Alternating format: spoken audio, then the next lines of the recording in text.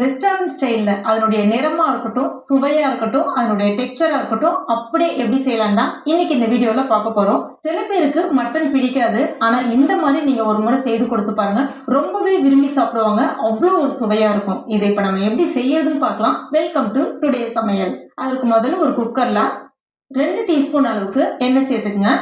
எண்ணெய் காஞ்ச பிறகு 2 டீஸ்பூன் இஞ்சி பூண்டு விழுது, 1/2 டீஸ்பூன் மஞ்சள் பொடி சேர்த்துட்டு அதனுடைய பச்சை ஸ்மெல் போற அளவுக்கு கொஞ்சம் வதக்கி விட்டுக்கலாம்.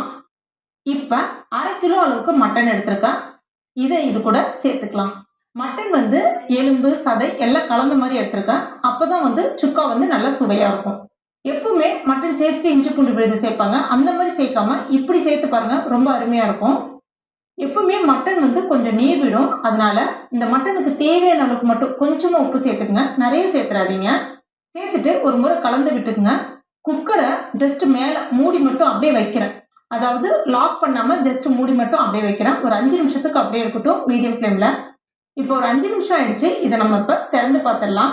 பாருங்க, நல்ல நீர் விட்டுருக்கு பாருங்க. இப்போ இதை ஒரு முறை நல்லா கலந்து விட்டுக்கலாம். இப்போ இதுல ஒரு 1/4 கப் அளவுக்கு மட்டும் தண்ணி சேர்த்துங்க. நிறைய சேர்க்காதீங்க. சேர்த்துட்டு ஒரு முறை நல்லா கலந்துட்டு இப்போ இதை மூடி வச்சிடலாம். அதுக்குள்ள நம்ம இதுக்கு தேவையான மசாலா ஃப்ரெஷ்ஷான மசாலா ஒன்று ரெடி பண்ணிக்கலாம். அதுக்கு ஒரு பேன்ல எண்ணெய்லாம் எதுவும் சேர்க்காதீங்க. 1 டேபிள் ஸ்பூன் தனியா, அதாவது கொத்தமல்லி விதை, 1 டேபிள் ஸ்பூன் மிளகு, 1 டேபிள் ஸ்பூன் சீரகம், 2 வரமிளகா. இதுல நம்ம வேற எதுவும் காரம் வந்து சேர்க்க போறது கிடையாது. அதாவது கொஞ்சமா மிளகாய் பொடி சேர்ப்போம். இதுல வந்து மிளகு காரம் கொஞ்சம் அதிகமா இருந்தாதான் இந்த மட்டன் சுக்கா வந்து சுவையா இருக்கும். இப்ப இதனுடைய அந்த பச்சை ஸ்மெல் போற அளவுக்கு நல்ல வாசனை வர்ற அளவுக்கு வறுத்துக்குங்க. அதே சமயத்துல கருகிடக்கூடாது.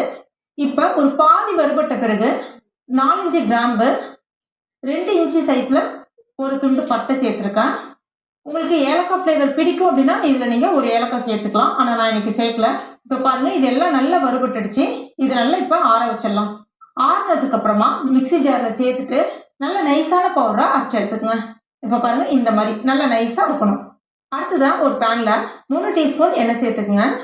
1/4 கப் அளவுக்கு சின்ன வெங்காயத்தை நல்லா பொடிசா கட் பண்ணிட்டு சேர்த்துக்கலாம்.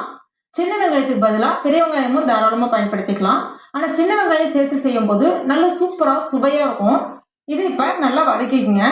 கூடவே 2 வரமிளகாய் உடைச்சு விட்டு சேர்த்துக்குங்க. அடுத்ததான் கொஞ்சமா கருவேப்பிலை இலைகள் நறுமணத்துக்காக இப்பயும் வதக்கி விட்டுக்கலாம். அடுத்ததான் 1/2 டீஸ்பூன் இஞ்சி பூண்டு விழுது. ஏற்கனவே நம்ம இஞ்சி பூண்டு விழுது சேர்த்திருக்கோம், அதனால குறைவா சேர்த்துக்குங்க. சேர்த்துட்டு நல்லா அந்த வெங்காயம் கொஞ்சம் பொன்முருவலா வர்ற அளவுக்கு வதக்கி விட்டுக்குங்க. இப்ப பாருங்க, குக்கர்ல நல்ல பிரஷர் வந்து இறங்கிருக்கு. தண்ணி வந்து நான் ஏற்கனவே சொன்ன மாதிரி குறைவாவே வைங்க.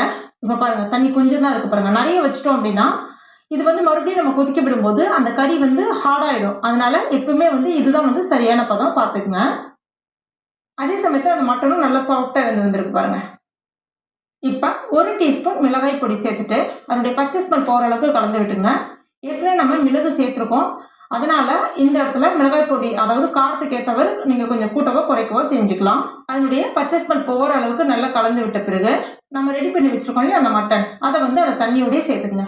அடுத்ததான் நம்ம ரெடி பண்ணி வச்சிருக்க அந்த பொடி, அந்த மசாலா பொடி ரெடி பண்ணியிருந்தோம் இல்லையா, அதை வந்து இப்ப இது கூட சேர்த்துக்கலாம். நான் எல்லாத்தையும் சேர்க்கல.